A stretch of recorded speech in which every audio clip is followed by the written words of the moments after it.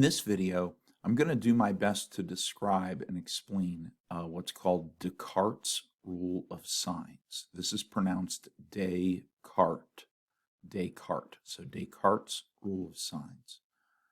So let's say we have a polynomial, okay, like this one down here, 19x to the fifth minus 3x to the fourth, etc. Okay, so let S be the number of sign changes in a polynomial that's written in standard form. So this is written in standard form. Remember, standard form means highest power down to constant. So fifth power, fourth power, third power, second power, first power, then a constant. So this is in standard form, and we're looking for the number of sign changes. Here's what I mean by that. Let me show you what I mean, okay? That this is positive 19x to the fifth. This next one is negative 3x to the fourth. This one is negative x cubed. This one is negative 5x squared. This one is positive 8x. And this is negative 1. So we go from positive to negative. So here's a sign change right here, okay? Then negative, no sign change. Then negative, no sign change. Then positive. We have a sign change right here. Then negative, another sign change, okay? So here we went from positive to negative. Here we went from negative to positive. And here we went from positive to negative. And that means that S is equal to 3. So there are three sign changes in this polynomial, okay? Okay, so let S be the number of sign changes in a polynomial written in standard form. Then that polynomial has a number of positive number roots. Remember that a root is an x value that causes the polynomial to equal 0, okay? So the polynomial has a number of positive number roots equal to S, which in this case is 3, or S minus 2, or S minus 4, or S minus 6, or S minus 8, S minus 10. They always go down by an even number. They always go down by 2, okay? So in this case, there are 3 sign changes. Therefore, this polynomial has either 3 or 1. So 3 minus 2 is 1. 1 minus 2 is negative 1, and we can't have a negative number of roots. So this polynomial has either 3 roots or 1 root that's a positive number, okay? Here's another example. This x to the 6th, this is positive x to the 6th. Minus x to the fifth. So this one's positive, this one's negative. That's a sign change. So we have a sign change right here. Then plus x to the fourth. This is positive. So that's another sign change. Okay. Minus x to the third. Wow, that's another sign change. It just keeps switching back and forth. Plus x squared. All right, so that's another sign change. Minus x, so that's another sign change, and then plus 1. So that's another sign change. Okay, so there are 1, 2, 3, 4, 5, 6 sign changes. And therefore, this polynomial has either 6 or 4 or 2 or 0 roots that are positive. That's the first thing that Descartes' rule of signs. Now, as for negative roots, we can Descartes' rule of signs says also that polynomial has a number of negative number roots equal to how many sign changes after making each x equal to negative x. So what we do is we take every x and we replace it with negative x, okay?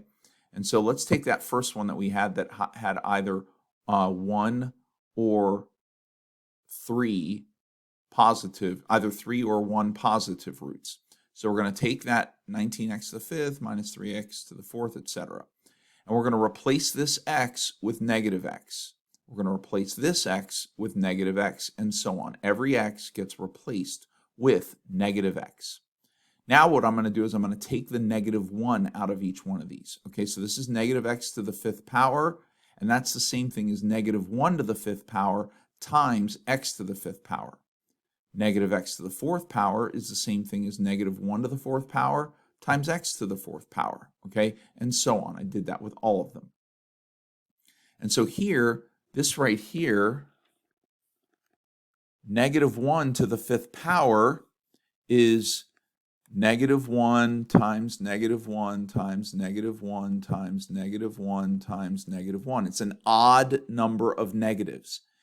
And so if you multiply negative 1 times negative 1, that equals just 1.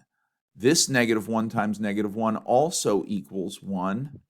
And then all we have left is a single negative 1. And so when we have an odd number of negative 1s, it winds up being negative 1. Okay? And so this is negative 1. So negative 1 times 19 is negative 19. Negative 1 to the 4th power, that's an even number of negatives. And a negative times a negative is a positive. And so this actually, anytime you have an even number of negative 1s, it becomes positive. So this is just going to stay positive x to the 4th, but it's multiplied by negative 3. So it's going to stay negative 3x to the 4th. Here we have an odd number of negative 1s, so this is going to be negative 1. So we have negative, negative 1. Negative, negative 1 is positive 1, okay? And then the x to the 3rd. Here, negative 1 squared, that's an even number of negatives, so that's just going to become a positive 1. So negative 5 times positive 1 is negative 5. Times x squared is negative 5x squared. Then here we have negative 1 times 8, that's negative 8. So we have negative 8 times x, and then the negative 1 just stays a negative 1. And so what we've done is we've changed our original polynomial up here into this thing right here, and now we're going to count the sign changes. This one's negative, this one's negative, this one's positive, and therefore we have a sign change right there. This one's negative. We got another sign change. This one's negative, and this one's negative. So we have two sign changes. Therefore, this polynomial up here, after replacing with negative x, has either 2 or 0 negative roots. But remember, just like with quadratics, sometimes we had complex roots or non-real roots, okay? Since this polynomial has at most 5 roots, now I don't know if you understand that, whatever the degree, so the degree of this polynomial is 5. See, degree is 5. Therefore, it has 5 roots, okay? So a polynomial has a number of roots equal to its degree. And some of those roots might be positive, and some of those roots might be negative, and some of those roots might be non-real or complex. Okay? So we looked at the positive roots, and then we looked at the negative roots. Now we're going to look at the non-real roots. Okay? And since this polynomial has at most 5 roots, if it has 3 positive roots and 2 negative roots, then it's going to have 0 non-real roots. Okay, so that's 3 positive, 2 negative, and it'll have 0 non-real. That's a total of 5. So it has the least number of non-real roots is 0. But if f of x has only 1 positive root and 0 negative roots, well, then it's going to have 4 non-real roots, and that's the most number of non-real roots it can have. Okay, it can have as few as 1 positive, as few as 0 negative, and as many as 4 non-real roots, for a total of 5 roots. Okay, now let's look at that other one that we looked at that had 6, 4, 2, or 0 positive roots. So if you recall, this one has either 6 or 4 or 2 or 0 positive roots because it has 6 sign changes. Positive, negative, positive, negative, positive, negative, positive, okay? Well, we're going to replace each of the x's with negative x, okay? So now we have negative x to the 6th minus negative x to the 5th plus negative x to the 4th, etc., okay? And so we're going to change this. We're going to make this negative 1 to the 6th power times x to the 6th power. So here's negative 1 to the 6th power, x to the 6th power. Same thing here, negative 1 to the 5th times x to the 5th, okay? And so on, okay? This right here, negative 1 to the 6th, is a positive number of, or excuse me, an even number of negative 1s. So this is the same thing as 1, and 1 times x to the 6th is just x to the 6th. Minus, this negative 1 to the 5th power is an odd number of negative 1s, so this will be negative 1. So we have minus negative 1 times x to the 5th. Well, minus negative 1 is plus, so that's plus x to the 5th, plus x to the 5th. Negative 1 to the 4th, that's an even number, and so that's just going to be positive 1. So it's plus 1 times x to the 4th, so that's plus x to the 4th. This is negative 1, this negative 1 to the 3rd, that's negative 1, times negative is positive 1, times x to the 3rd is plus x to the 3rd.